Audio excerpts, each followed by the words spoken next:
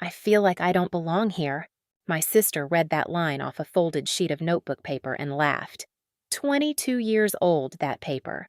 I'd written it at 16 and hidden it in a shoebox.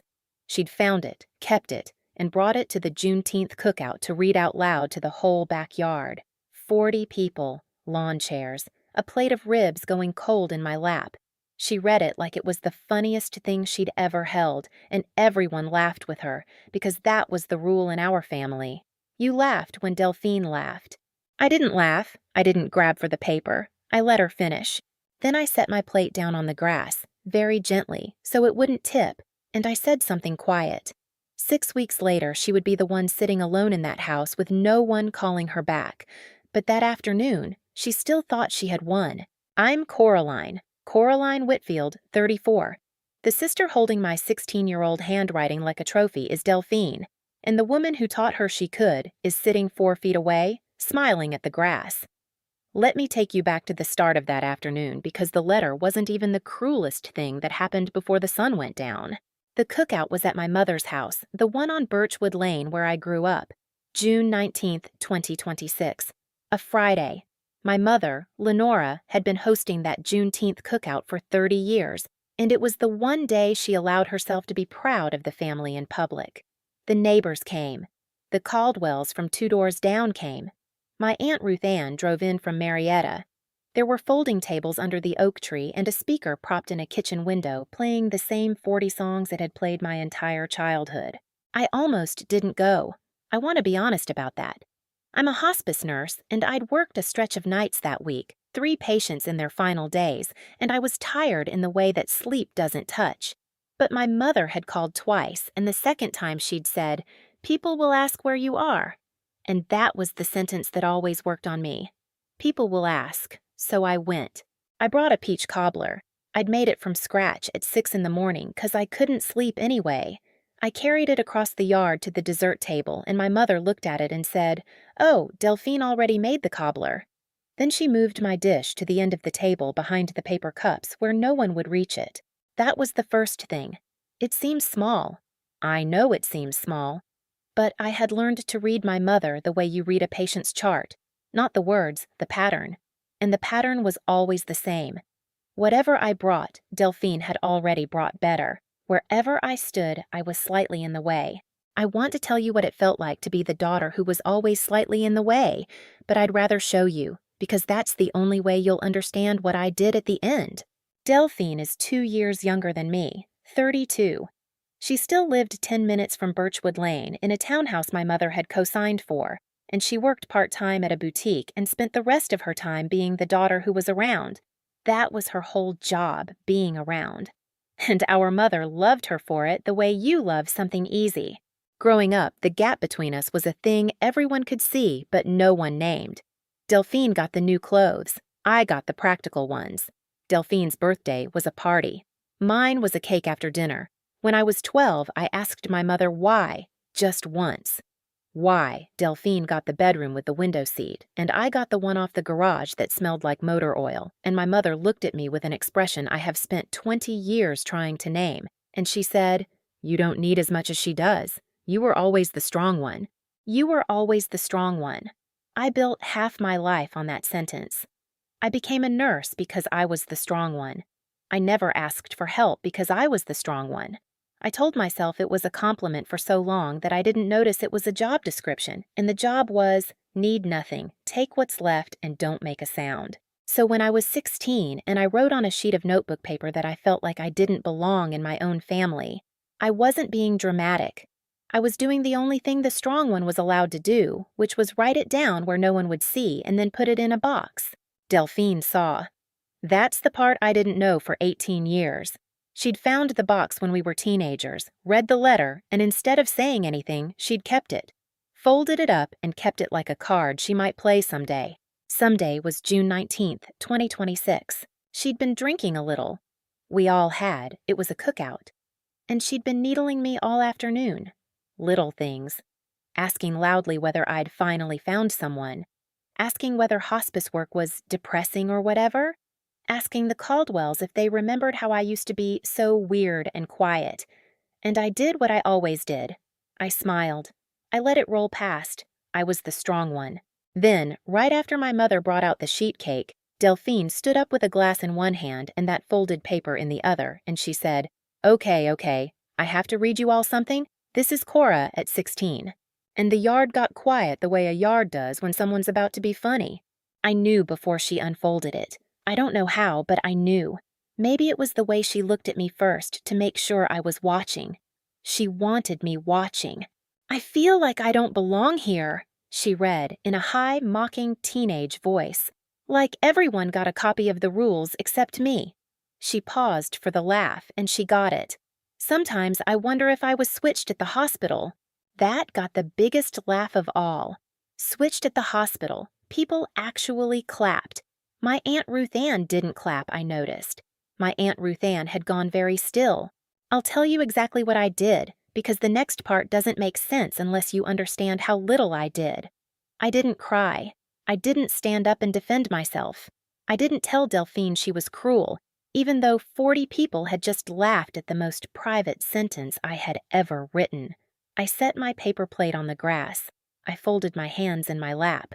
And I waited for her to finish, because she wasn't finished. She was savoring it, reading my old shame like the closing act of a show she'd been rehearsing in her head for 18 years.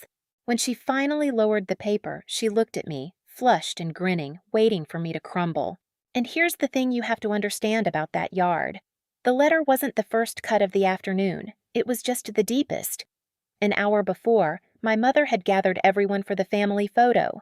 She did it every year, on the back steps, the whole clan packed in tight, and every year she arranged us. She put Delphine front and center. She put the Caldwell's kids in. She put a neighbor's golden retriever in. And when she counted heads and decided the frame was full, she looked right at me, standing at the edge with my cobbler still in my hands, and she said, "Cora, honey, would you take it? You've got the steady hands. You've got the steady hands. The strong one takes the picture. The strong one is never in the picture." I had 30 years of that family on my phone and not one of them with me in it, and I'd never once let myself notice until that afternoon, when I stood behind the camera and watched my mother beam at everyone who wasn't me. So I took the photo. I smiled and said, "Say cheese," and I took it, because that was my role, and Delphine watched me do it with a little smile. And I think that smile is what gave her the courage 2 beers later to stand up with my letter. She'd seen me take the picture. She'd seen, one more time, that I would absorb anything and make no sound. Why would the letter be any different? That was the calculation in the yard. That nothing I was handed would ever come back at them. They had 34 years of evidence for that calculation, and in fairness to them, they were almost right. And that's the moment I'm going to leave for now, because I need you to understand something about my mother first. What she knew, what she'd known the whole time, and why her face, in that exact second, had gone the color of ash. If you've ever been the kid in the family who was told you were the strong one so that no one had to ask whether you were okay, stay with me, because this story is for you and it turns. Hit that like button, subscribe so the next part finds you, and tell me in the comments which town you're listening from. I read them all.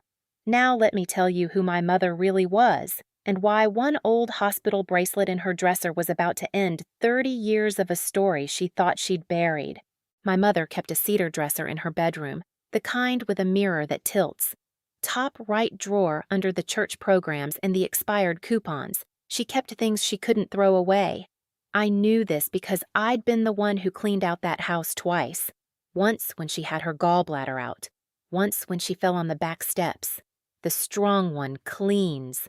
The strong one finds things. The first time, 4 years ago, I'd found a hospital bracelet. A little plastic infant band, yellowed, the print faded but readable. I'd assumed it was mine or Delphine's, the way you assume the obvious thing, and I'd set it back in the drawer without really looking. I had a mother on a gurney to worry about. You don't read a baby bracelet when your mother's in surgery. But I'd seen the last name on it. It hadn't registered then.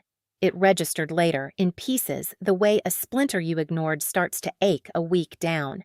The last name on that bracelet was not Whitfield. I'm going to get back to that drawer, I promise, because it's the spine of everything. But you have to understand the kind of woman who keeps a thing like that and never explains it. My mother was not a monster. I need to say that clearly because it would be easier for me if she had been. She was a church-going woman who brought soup to sick neighbors and remembered every birthday on the street. She was warm to almost everyone. The exception was me. For years, I thought the coldness was something I'd earned. I was too quiet, too serious. I asked too many questions. I looked too much like… well, I didn't know who I looked like. I just knew I didn't look like Delphine, who was round-faced and golden like our mother. And I didn't look much like the man in the few photographs of my father, who died when I was 4. I was darker, sharper in the face, taller than anyone in the family by the time I was 13. "You take after your father's people," my mother would say, and then change the subject so fast it left a draft. I want to tell you about my father because his absence is a character in this story. Elias Whitfield. He died of a heart attack in a parking lot when I was 4, and Delphine was 2. I have exactly 3 memories of him, and one of them might be invented. My mother almost never spoke of him, and when she did, it was in this flat, careful voice, like she was reading from a card she'd written to keep the facts straight. For most of my life, I read that flatness as grief. Grief makes people careful, but the strong one watches, and over the years, I started to notice that my mother's flatness wasn't the flatness of someone who lost the love of her life. It was the flatness of someone managing a story. There's a difference. I sit with dying people for a living. I know the difference between a person remembering and a person reciting. I never said any of this out loud. Who would I say it to? Delphine thought I was weird and quiet. My mother thought I was the strong one. There was no one in that family whose job it was to ask me how I was. So I carried it the way I carried everything, which is to say silently, in a box, in a drawer in my own chest that I rarely opened. Until Aunt Ruth Ann. Ruth Ann is my father's older sister. My mother and Ruth Ann had a cool, formal relationship my whole childhood. Holidays, funerals, the obligatory phone calls. They were never close, and I never knew why, because Ruth Ann was the warmest person in our extended family, and my mother was warm to everyone. Everyone but Ruth Ann. And me. It took me 30 years to realize those 2 facts might be the same fact. About a year before the cookout, Ruth Ann's husband passed, and because I'm a hospice nurse, I drove down to Marietta to help her through the last days and the after. I sat with her in that quiet house, and grief makes people honest. One night, over the last of a casserole some church lady had left, Ruth Ann looked at me across the table and said, out of nowhere, "You have her eyes, you know." I said, "Whose, Mama's?" And Ruth Ann went still. The same still she'd go a year later when Delphine read my letter in the yard. And she said, "No, not your mama's." Then she said she was tired, and she went to bed, and she wouldn't say another word about it. But she'd left the door cracked. And I am a person who, once a door is cracked, cannot stop seeing the light coming through. So I want to leave you there for a second. Me at Ruth Ann's table, a sentence hanging in the air that didn't add up. Because the next morning Ruth Ann did something that changed which questions I was asking, and I genuinely did not know yet that any of it would lead to a backyard, a folded letter, and the worst afternoon of my mother's life. The morning after Ruth Ann said, "Not your mama's," she came down to breakfast like nothing had happened. That was the family way. You said a true thing once, in the dark, and then you packed it back up. But she'd left a photo album on the kitchen table. I don't think it was an accident. Ruth Ann was a careful woman, and careful women leave things where you'll find them when they can't make themselves say the words. I turned the pages while she scrambled eggs with her back to me. Old photographs. My father as a young man, my father's parents, cousins I half recognized, and then, near the back, a photo I'd never seen. A young woman, maybe 20, standing on a porch with her hand shading her eyes against the sun. Tall, sharp-featured, darker than my mother, darker than Delphine. She had my face. Not similar. Mine. The same jaw, the same long line of the nose, the same height that had made me a giant among the Whitfield women. I sat there with my thumb on the plastic sleeve and felt the floor of my whole life shift 1 inch to the left. "Who is this?" I asked. Ruth Ann didn't turn around. She kept moving the eggs in the pan, slow, like she'd been waiting a year to be asked, and now that it was here, she couldn't quite face it. "That's a long story," she said, "and it's not mine to tell." "Whose is it to tell?" "Your mother's." She set the pan down, and she won't. I closed the album. I am not a person who pushes. The strong one doesn't push. The strong one waits and watches and lets the truth come to her, because pushing has never once gotten me anything in that family. So I drove home to Atlanta with a photograph in my head of a woman with my face, and I did not call my mother, and I did not say a word. But I started watching the drawer. I know how that sounds. I'm a grown woman. But the next time I was in my mother's house, she'd asked me to help her sort church donations, which is the kind of task the strong one gets handed.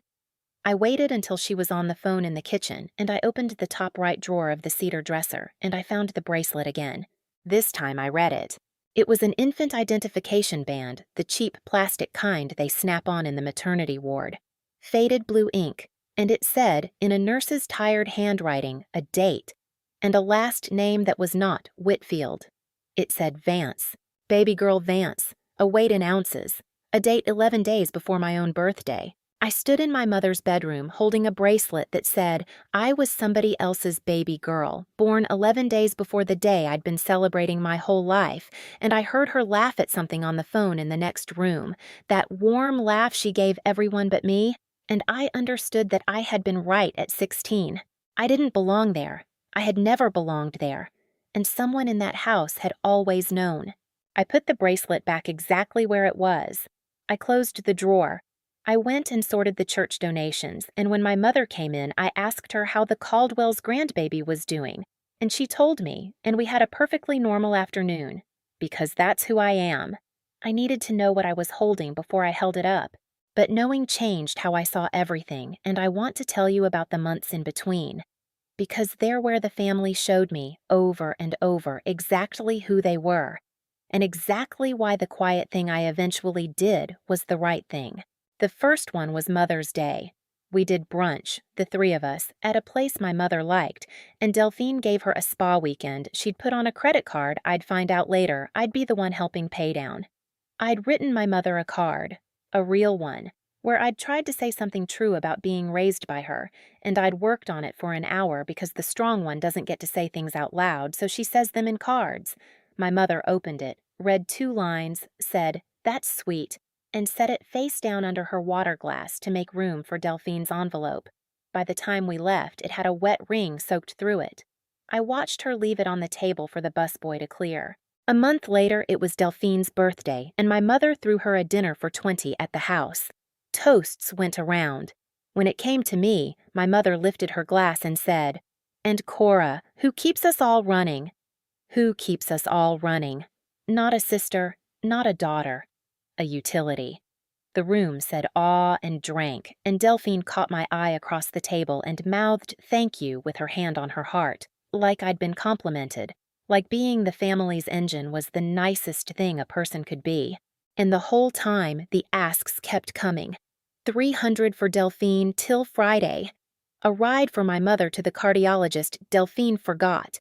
A weekend painting my mother's back fence because you're so good at that kind of thing. Each one came wrapped in the same word, strong, capable, good at that kind of thing, and each one was the family reaching into my chest and taking another thing for free. There was one that I still feel under my ribs. In the spring, my mother had a health scare, a bad EKG, a night in the hospital for observation. I was the one who got the call at 2 in the morning because of course I was, and I drove an hour and sat in that waiting room until dawn. Delphine showed up at 9 after the danger had passed, with a coffee for our mother and none for me, and she walked into the room and our mother's whole face lit up the way it never once lit up for me. "There's my girl," my mother said, to Delphine, while I stood in the corner in the scrubs I'd been wearing for 16 hours. "There's my girl." I'd held her hand through the night. Delphine brought a latte and got to be the girl. And then, this is the part, when the discharge paperwork came, the nurse needed an emergency contact and a next of kin, and my mother, without a second's pause, gave Delphine's name for both, with me standing right there. The nurse looked at me, then at the form, a little confused because I was clearly the one who'd been there all night. My mother didn't even notice the gap. To her, there was no gap. Of course it was Delphine. Delphine was the daughter. I was the help. I drove home that morning and I thought, She put it in writing. The thing she'd never say, she'd write on a hospital form without blinking. And I thought about the bracelet in her drawer that also put it in writing, in a different nurse's hand 34 years before, and I understood that the truth had been on paper the whole time. I just hadn't been allowed to read it. I gave it all. I want you to understand that I gave it all that year, knowing what I knew. Because I wasn't ready, and because some animal part of me was running one last test. I kept waiting for one moment, one, where someone in that family treated me like I was theirs and not like I was on loan. I told myself, if it comes, I'll bury the bracelet back in that drawer and I'll never say a word, and I'll let the kindness be the truth. It never came. Not once in those months did either of them give me a single thing without a price.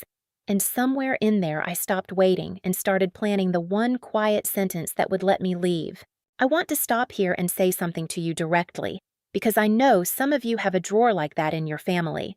A thing everyone steps around, a question no one will answer. I'm going to tell you exactly how I found out the truth, and I'm not going to skip the part where it nearly broke me. But first, you have to see how Delphine and my mother spent the year that followed, treating me the same as ever, with no idea the ground had already moved. For the next several months, I lived a double life, and I want to be precise about it because it matters for how the cookout went. On the outside, I was Coraline, the strong one. I took the shifts no one wanted. I drove to my mother's for the tasks no one else would do. When Delphine needed $300 just till Friday, I sent it, and Friday never came. And I never asked. When my mother needed a ride to a doctor's appointment Delphine had forgotten, I left work to do it. I was, to all appearances, the same daughter who needed nothing. On the inside, I was a woman trying to find out who she was. I'm a nurse. I know how to find records. I want to be careful here because I didn't go digging in some dramatic way. I'm not a detective, I didn't hire anyone, I didn't break a single law.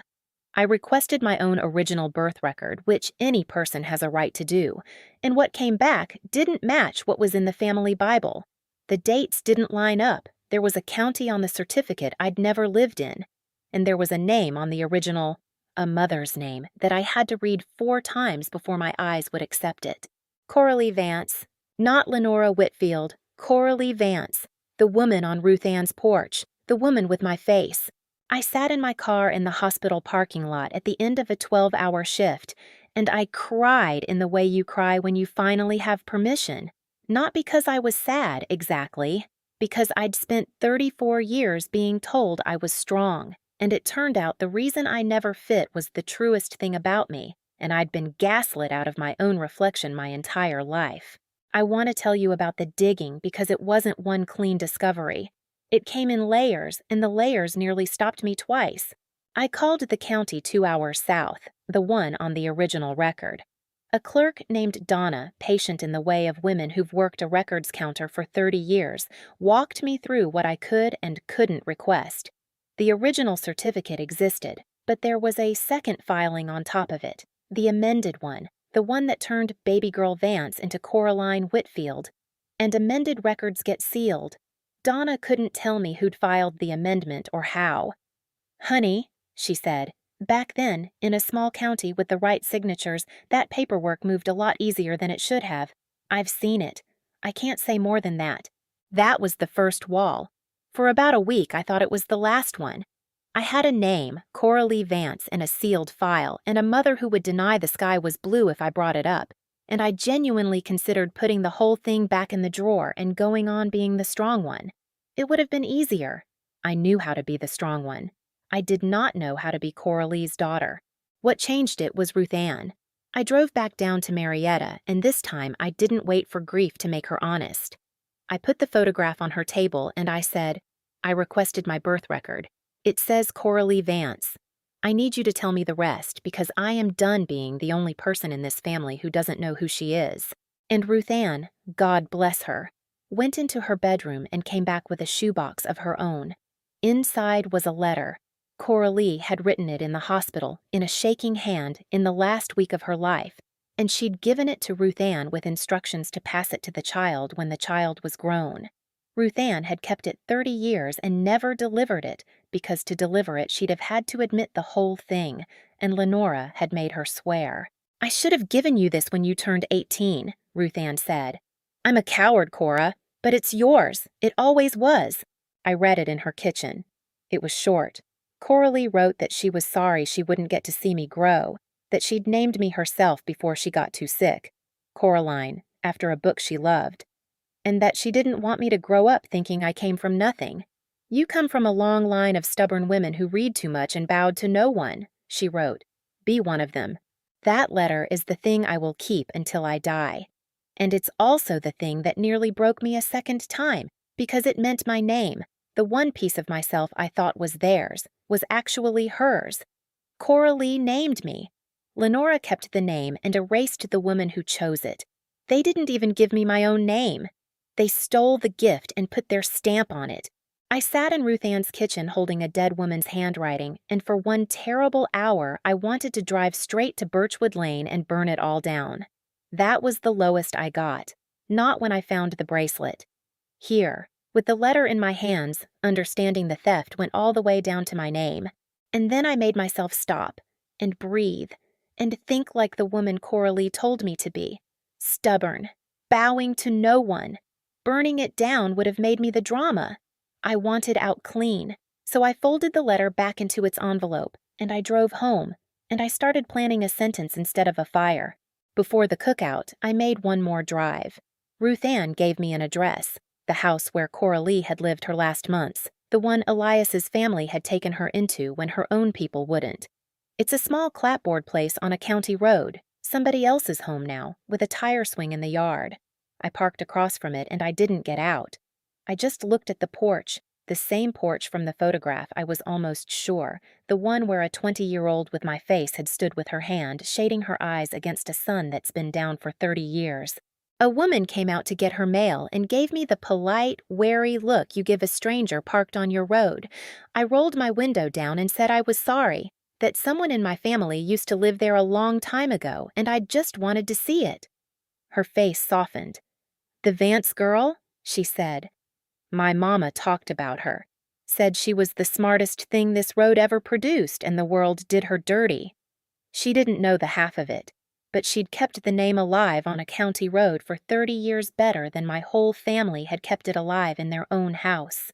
I thanked her and I drove home, and somewhere on the interstate the last of my fear about the cookout went quiet.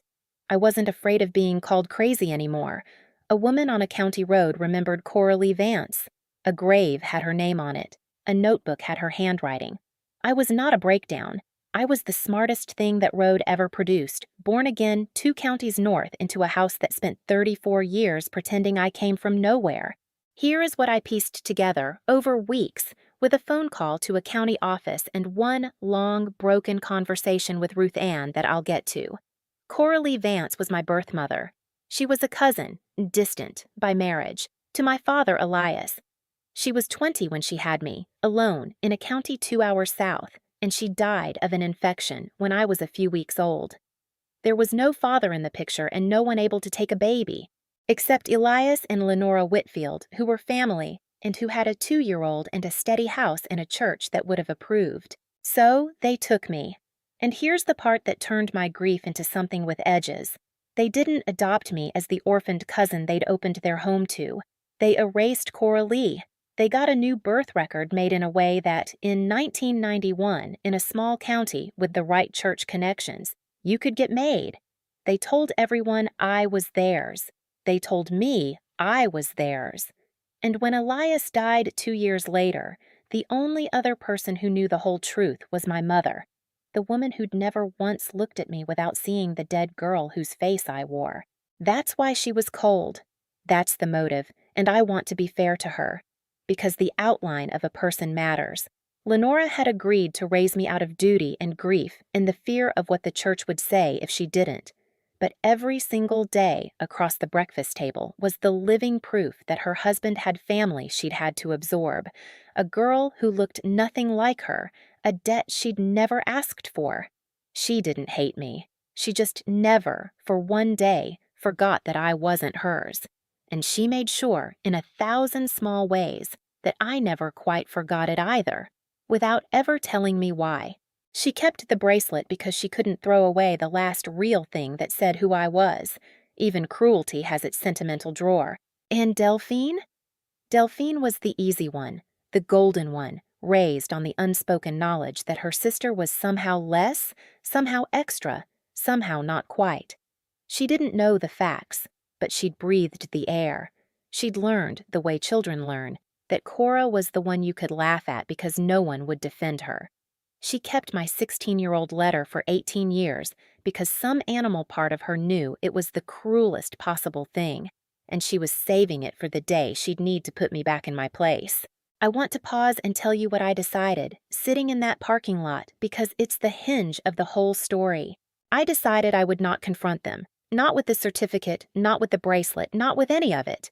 I'd been the strong one my whole life, and the strong one had learned that the family did not respond to evidence. You could lay every document in the world on that kitchen table, and my mother would tell you the table was crooked. Paper was not going to free me. Paper was their game. What I decided instead was quieter, and I'll tell you what it was. But not yet, because to understand why it landed the way it did, you have to be in that backyard with me, watching my sister lower a folded sheet of paper and wait for me to break. But first I have to tell you about the week before the cookout, because it almost cost me everything, and it's the part that taught me my mother was never going to break clean. I'd gone down to Marietta one too many times. Lenora and Ruth Ann barely spoke, but they had cousins in common, and word got back to my mother that I'd been spending an awful lot of time with Ruth Ann lately. She called me, casual as Sunday, and somewhere in the small talk she said, "You know Ruth Ann tells stories, always has. Half of what comes out of that woman isn't true. I'd hate for you to get filled up with her nonsense." She was building a wall before I'd even knocked, and she didn't stop there. Over the next few days, I learned, from a cousin who meant well, that my mother had started saying things at church, that Cora was going through something, that Cora had been under a lot of stress at work with all that death, that she'd started believing some strange things about the family. She was salting the ground. If I ever opened my mouth, she'd already taught the whole congregation to hear it as a breakdown. And it worked on me. That's the part I have to be honest about. For 2 days, I believed I'd already lost, because that's the thing about being the strong one. The second you stop performing strength, everyone's ready to call you crazy, and my mother had spent 30 years setting up exactly that escape hatch. I thought, she's smarter than me. She's been managing this story since before I could talk. If I bring out a certificate, she'll say I forged it. If I bring out the bracelet, she'll say I planted it. If I say a single word, she's already got 40 people primed to pity her and doubt me. I sat with that for 2 days, and it was the lowest the whole thing got. Lower than the parking lot, lower than the letter, because it wasn't grief. It was the cold certainty that I'd already been outplayed. And then I understood the way out, and it was the opposite of everything I'd been planning. The reason paper would fail was that paper let her be the editor of the story. So I would not bring paper. I would bring a question, one she could not edit, one that only had 2 answers, both of which destroyed her, and I would ask it where she couldn't take it back. I'd let her own mouth and her own face be the evidence. You can call a document a forgery. You cannot, in front of 40 people, fake the way the blood leaves your face. That was the plan. 1 sentence, no receipts. Now you understand why. I'll tell you the truth about the day before, too, because I did give her 1 chance. I want that on the record. The strong one always gives 1 more chance. It's the last thing the cage lets go of. The Thursday before Juneteenth, I drove to Birchwood Lane alone. My mother was on the porch shelling peas into a colander, the picture of a sweet old woman, and I sat down beside her and I said, very quietly, "Mama, I know about Coraline. She didn't drop the colander. I'll give her that." Her hands kept moving over the peas, steady as a metronome, and she said, without looking at me, "I don't know what you're talking about. The bracelet in your dresser, the amended birth record, Ruth Ann." I kept my voice as flat as hers. "I'm not angry. I just want you to tell me yourself, once. That's all I want. Tell me the truth and I'll never bring it up again." And my mother set down the colander, folded her hands, looked out at the yard she'd hosted 30 Juneteenths in, and said the thing that decided everything. "Your imagination," she said, "is going to cost you this family, Cora. You've always wanted to be the wounded one. Don't make me tell people you're not well." There it was. Offered the truth, in private, with no audience and no stakes and a clean exit. She reached straight past it for the threat. She would rather call me crazy than call me hers, and in that second, the last of the strong one's loyalty went quiet in me because I finally understood she was never going to give it to me. Not on a porch, not anywhere I gave her room to manage it. So I stood up and I said, "Okay, Mama, see you tomorrow." And I drove home, and I knew exactly what I was going to do and exactly why it had to happen where she couldn't shell peas through it. So, back to June 19th, back to the yard. Delphine lowered the letter. The laughter was still rolling. My mother was 4 feet away with the cake knife in her hand, and Ruth Ann, who had driven up from Marietta, who had started all of this with a sentence in a dark kitchen, was standing by the oak tree with her hand over her mouth. I set my plate down on the grass. And I want to be honest about the temptation because you've waited this long with me. The temptation was to stand up and scream the truth. To say you read my 16-year-old letter to 40 people and laughed, and the line that got the biggest laugh switched at the hospital, is the one thing in it that's true, you stupid, cruel, golden girl I was. The temptation was a public reveal, evidence in hand, the whole satisfying collapse. I didn't do that. I want to tell you why, and then I want to tell you what I did instead. I didn't do it because I finally understood the difference between winning the argument and getting free. Slamming a birth certificate on the table would have made me, for one night, the center of a scandal. And then it would have made me forever the family's open wound, the drama, the thing they whispered about. It would have kept me in the family by making me its catastrophe. And I did not want to stay in the family. I wanted out, with my dignity, and I wanted them to be the ones who let me go. So I didn't reach for the certificate. I didn't reach for anything. I just looked at Delphine, and then I looked at my mother and I said very quietly, so that only the nearest 10 people could hear, which is exactly how you make 40 people lean in. "Ask Mom why the hospital bracelet in her dresser has a different last name." And I stopped. I'd like to tell you the yard went silent all at once, but that's not how silence works in a crowd. It moves. It started near me, where the people who'd heard went still, and it spread outward in a ring as the ones who hadn't heard noticed the ones who had. The speaker in the kitchen window kept playing. Somewhere a child laughed at something unrelated, and in the middle of it, my mother's face did something I had never seen it do in 34 years. It came undone. The cake knife was still in her hand. She set it down on the table, too carefully, the way I set my plate down, and I understood for the first time where I'd learned that. And she looked at me, and there was no warmth missing from her face now because there was nothing in it at all. Just the look of a woman watching 30 years of careful construction take its first crack. "Cora," she said, "don't." That one word told everyone watching that there was something to don't about. Delphine, bless her, did not understand yet. She was still half in her performance. "What bracelet?" she said, and laughed, a smaller laugh, looking around for the crowd to come back to her. "What is she even talking about?" "Ask her," I said, to Delphine gently. "You're so curious about who I am. You read it to everybody, so ask her. Now, I told you I wouldn't confront them with documents, and I didn't. I didn't have the certificate in my purse. I didn't have the bracelet. I had a sentence, and the sentence was a door, and the only person who could open it was the one who'd spent 30 years holding it shut. That's the asymmetry I'd chosen. Delphine's weapon was a piece of paper read aloud to shame me. My mother's weapon was a secret kept silent. So I didn't fight paper with paper or silence with silence. I fought silence with one true question asked out loud. And then I handed the burden of the answer to the only person who'd ever been able to give it. I made my mother choose, in front of everyone, between the lie and the truth. That was the whole revenge. I just asked the question and let go. Hang with me, because what my mother did next is the part I still think about. And I genuinely didn't know, asking it, which way she'd go. Quick thing first. If a family secret has ever made you feel like the crazy one for sensing it, drop a comment and tell me. I want to know I'm not the only one who grew up reading a room nobody would explain. Now, my mother opened her mouth. For a long moment, she didn't say anything. You could see her running the options. She was good at this. She'd been managing the truth for 3 decades. She could deny it. She could say I was sick, confused, cruel, making things up. And a year ago, that would have worked, because a year ago, I was the strong one, and you don't take the strong one's word over Mama's. But Ruth Ann was standing under the oak tree, and Ruth Ann said, into the silence, in a voice that carried farther than mine had, "It's true, Lenora, it's past time." And that, my aunt's 8 words, was the reveal. Not my certificate, not the bracelet. A person who finally took my side, out loud in front of everyone. The truth didn't come out of a drawer.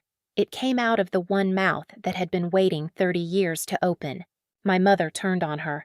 "You stay out of this," she hissed. And the hiss did more damage than a confession, because you don't hiss "stay out of this" about a thing that isn't real.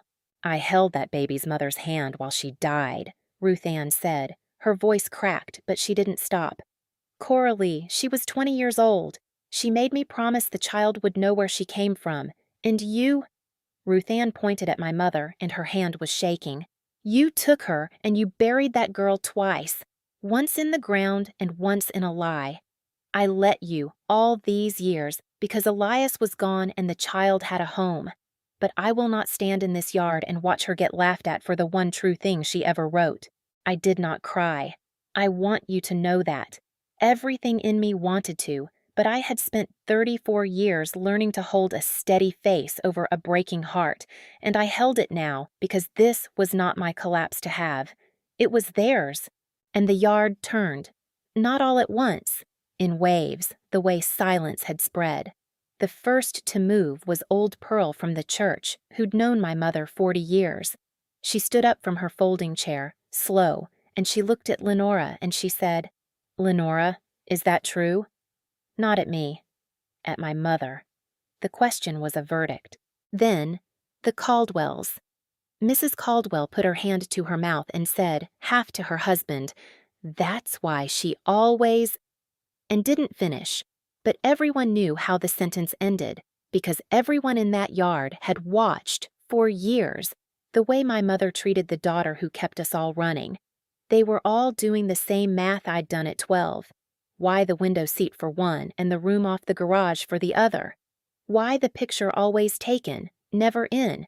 The truth didn't just explain it to me. It explained it to 40 people at once, and I watched it land on each of them, one face after another, like dominoes going over in the heat.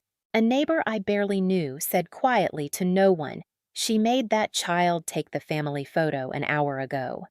And somebody else made a sound, low, the sound people make when a small cruelty they witnessed turns out to be part of a large one. That was the reveal doing its work. Not me. I just stood there. The witnesses turned themselves, one at a time, each adding a piece. Pearl's question, Mrs. Caldwell's unfinished sentence, the photograph, the years of it, and every piece made the next one land harder. I had spent my life being slightly in the way of these exact people, and now they were the ones who couldn't look away from what had been done in front of them the whole time. My mother sat down, not in a chair, there wasn't one behind her. She sat down on the edge of the table, hard, like her legs had quit, and a stack of paper cups went over and rolled across the grass, and nobody moved to catch them. 40 people watched a stack of cups roll across a lawn because no one could look at anything else. "Ah, Mama." Delphine's voice had changed. The performance was gone out of it. She was looking back and forth between our mother and Ruth Ann and me, and you could watch it arrive on her face, the understanding, in waves. "Mama, what is she talking about? Tell her she's lying. Tell her—" "She's not lying." My mother said it to the grass, not to me. To the grass. "Your father had a cousin, Coraline. She passed when the baby was small. We took her in." She finally looked up and her eyes found me, and for 1 second I thought, I actually let myself think, that the next thing out of her mouth would be, "I'm sorry," or even, "I'm sorry I never told you," or just your name said with something soft in it. It wasn't. "I gave you a home," she said. "I gave you a name. I fed you and I raised you, and this is how you do me? In my own yard? On Juneteenth?" Her voice climbed.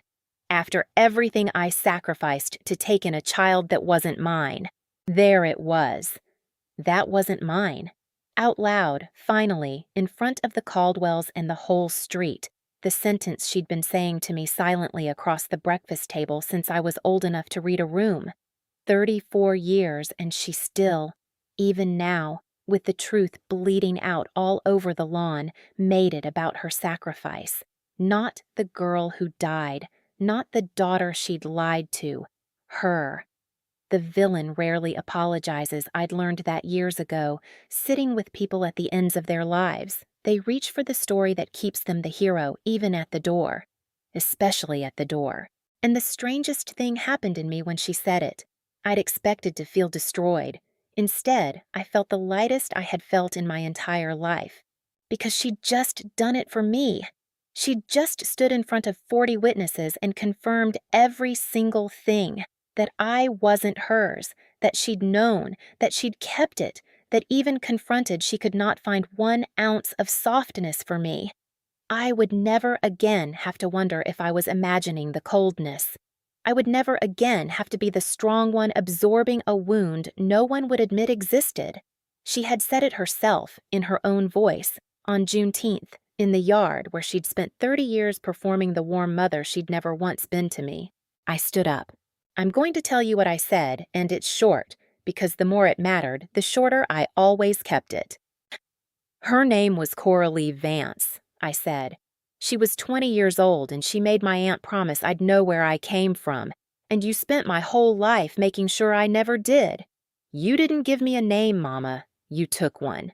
I picked up my purse from the lawn chair. I'm going to go find out who I was supposed to be. You all enjoy the cake. And I walked across the yard, past the rolling cups, past the silent Caldwells, past my sister, who was crying now. Not for me, I knew that even then, but for the family she'd just watched stop being the thing she'd thought it was. Ruth Ann fell into step beside me at the gate. She didn't say anything. She just walked me to my car and got in the passenger side, and we drove away from Birchwood Lane, and I did not look in the mirror. I'd like to tell you it was clean after that. It wasn't. Nothing real ever is. But it turned, and I want to tell you how and what I found out about Coraline Vance, because the woman with my face had a whole life I'd never been allowed to know. The drive back to Atlanta, Ruth Ann talked. 30 years of held breath, let out on the interstate. She told me about Coraline. She'd been the smart one in her family, the one who read everything, the one who was going to be the first to leave the county and not come back. She'd gotten pregnant young by a man who didn't stay, and her own people had turned hard on her, and the only person who didn't was Elias's family, distant cousins who took her in when she was showing and scared. Ruth Ann had been there at the end. The infection came fast. Coraline had been lucid almost to the last, Ruth Ann said, and the thing she kept saying was, "Tell her where she came from. Don't let her grow up thinking she came from nowhere." I failed her for 30 years, Ruth Ann said, watching the road. Your mother said it was kinder, said a clean slate was a gift, and I was a coward, and I let her, because it wasn't my house and it wasn't my baby, and the church would have eaten Lenora alive if the truth got out the wrong way. She wiped her face with the back of her hand. But that girl made me promise, and I broke it every day for 30 years until I couldn't anymore. I asked her why she'd finally said it. In the yard, after all that time. Because she laughed, Ruth Ann said simply. Lenora, I could forgive for being scared. But that child of hers, standing up and laughing at you, reading the one true thing you ever wrote like it was a joke, and you sitting there taking it the way you always took it. Her voice broke clean in half. I have your mother's mercy on my conscience for 30 years, Cora. I was not going to add your dignity to it. We didn't talk much after that. We didn't need to. Over the following weeks, I found out who Coraline Vance was. I want to tell you because this is the part that healed something the truth alone couldn't. She was buried in a county cemetery 2 hours south, in a grave with a flat marker and her name and 2 dates 20 years apart and nothing else. No beloved, no mother. Just a girl, filed away. I drove down and I stood there, and I'm not going to pretend I felt some movie moment of connection. I felt mostly the ordinary, terrible grief of a daughter at a mother's grave 30 years too late, which is its own thing and doesn't need dressing up. But I tracked down two of her old friends, women in their 50s now, and I sat in their kitchens, and they told me about her. They told me she laughed loud and argued about books and wanted to be a teacher. They told me she was tall and sharp-faced and walked into a room like she owned it. And one of them looked at me across her kitchen table and started crying because, she said, it was like Coraline had walked back in the door.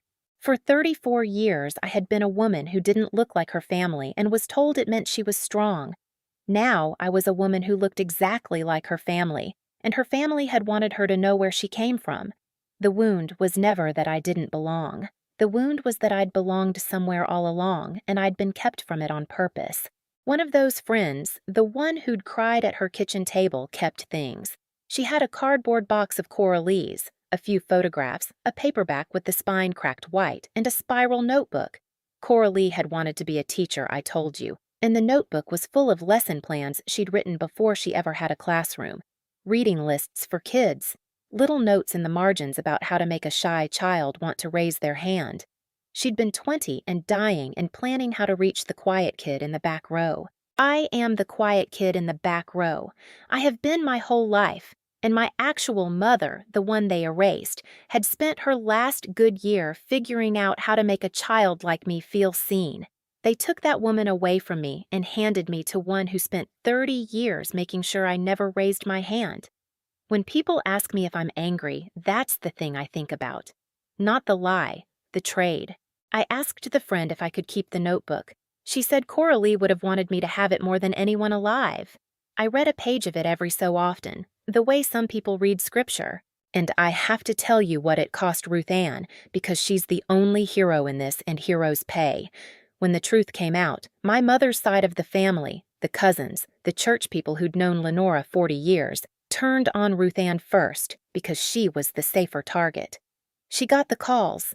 She got told she'd torn a family apart, that she should have let the dead stay dead, that she'd humiliated Lenora out of some old grudge. A 71-year-old widow alone in Marietta took all of that so that I could have one true afternoon. When I called to thank her, she said, "Child, I should have taken it 30 years ago. I'm just sorry you had to take so much of it for me." That woman is the closest thing to a mother I have left, and she earned it. I had the marker on Coraline's grave replaced. It says her name and her dates, and underneath it says, "Mother of Coraline, who became a teacher in every way that counts." She'd never gotten to be called either of those things out loud. She is now. Here's what happened to the family I left in that yard, since I know you're wondering, and since aftermath in stories like this is just more truth coming out. She tried, first, the thing she'd been setting up for weeks, the salted ground. Word came to me through the same well-meaning cousin that my mother was telling the church I'd had a breakdown, that the things I'd said in the yard were the stress talking, that poor Lenora had been blindsided by her own daughter's illness. She still thought she could edit it. 30 years of habit doesn't quit because the truth got out. She just kept right on managing the story. But here's what she'd forgotten. 40 people had watched her face. 40 people had heard her say, after everything I sacrificed to take in a child that wasn't mine, in her own voice, before she knew anyone would remember it. You can tell the church a daughter is having a breakdown. You cannot unring a confession the whole street heard. The Caldwells had been there. 2 of her own deacon's family had been there. When she started in with the breakdown story at the next church supper, an old woman named Pearl, who'd been at that cookout, set down her fork and said, loud enough to carry, "Lenora, I was standing right there. The child didn't say anything that wasn't true, and you know it." And that was the end of the breakdown story. My mother's whole weapon had been the power to decide which version got believed. And the one time it mattered, she'd been made to confess in front of the only audience that could take that power away. That was the asymmetry working all the way through. She tried to counterattack with the same tool she'd always used, controlling the story, and it had nothing left to grip. My mother did not call me for 3 weeks. When she did, it wasn't to apologize. It was to tell me that the Caldwells weren't speaking to her, that Ruth Ann had turned the whole family, and that I'd humiliated her on Juneteenth in front of everyone. She'd had 3 weeks, and the thing she'd arrived at was that she was the victim. I listened to the whole message twice, the way I used to listen to her, reading the pattern under the words. And then I did the one thing the strong one had never been allowed to do. I didn't answer it. I'm not no contact out of revenge. I want to be clear about that because I don't think hate is a victory. I'm no contact because I finally understand that I am not required to keep paying the entry fee to a family that was always going to charge me more than it charged Delphine. I sent my mother one letter, paper fittingly. I told her I knew she'd taken me in and that there's a version of that story where it's a kindness, and I would have honored it forever if she'd ever once let it be true. But she didn't take in a daughter. She took in a debt and made me pay the interest my whole life, and then called me ungrateful when I stopped. I wished her peace. I meant it. And I haven't spoken to her since. Delphine wrote to me. A long, messy letter. The headline of it was that she was sorry, but the body of it was about her. How she didn't know, how unfair it was that she was finding out like this, how she'd lost a sister too. She kept my old letter for 18 years and read it to 40 people for the pleasure of watching me crumble, and her apology was still, somehow, about her loss. The golden child stays golden in her own story to the end. But here's the thing about being golden. It only works if there's someone underneath you. I'd been the floor Delphine stood on her whole life, the one she could be better than, funnier than, the one whose absorbed humiliations made her shine. When I walked out of that yard, the floor walked out with me, and the family that had crowned her didn't survive the afternoon either. My mother retreated into her grievance and her dwindling church friends. Ruth Ann was done with all of them. The cousins picked sides and mostly picked away from Birchwood Lane because nobody wants to host the Juneteenth where that happened. So Delphine, 2 years younger and the center of every room she'd ever walked into, found out what it's like when there's no one beneath you to make you tall. I heard, through the cousin, that she calls our mother less now because every call is Lenora rehearsing how wronged she was, and Delphine can't stand to listen. I heard she sits in that co-signed townhouse and the phone doesn't ring the way it used to. 6 weeks after the cookout, she was the one alone in a quiet house, waiting for someone to call her back. I didn't do that to her.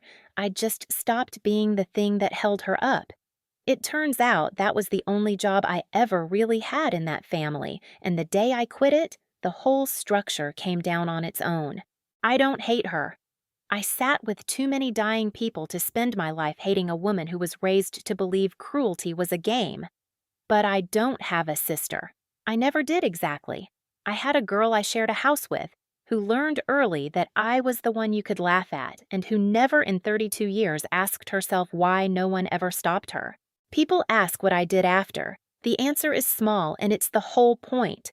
I legally changed my name back. Not all of it. I kept Coraline because Coralie chose it, but I took Vance for my last name, and the day the new card came in the mail, I sat in my car in a parking lot again and cried again.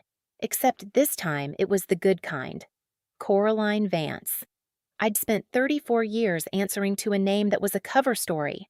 Now I answer to the one a dying 20-year-old wrote down for me with a shaking hand because she didn't want me to come from nowhere. I framed her notebook page about the quiet kid in the back row and hung it where I'd see it every morning. I started volunteering with the literacy program at a community center, reading with kids who don't raise their hands, because it turns out the thing my real mother wanted to do is a thing I can finish for her. The wound was never that I didn't belong. It was that I'd belonged to her all along, and I'd been kept from it. So I stopped being kept from it. That's the healing. Not the yard, the county road, the notebook, the name, the kids in the back row. If you've sat with me this whole way, let me leave you with the one thing I'd carry out of that yard. For 34 years they called me the strong one, and I thought it was a compliment, and it was a cage. Being the strong one meant need nothing, take what's left, make no sound.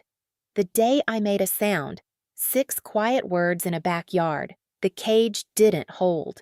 So if there's a room in your life where you've been assigned to need nothing, I want you to know that the silence they trained into you is not the same as peace, and you are allowed to ask the question out loud, even if it ends the cookout, especially then. That's my story. A folded letter, a yellowed bracelet, and a name they buried twice. If somewhere in your family there's a drawer no one will open, take this as your sign to stop being the one who keeps it shut. Thank you for being here with me. Drop a comment, subscribe, and I'll see you in the next one. I am Coraline Vance, and I know now whose face I wear and whose name I carry, and where the long line of stubborn women I come from begins. It was hers, all along. It was always enough. And so, it turns out, was I.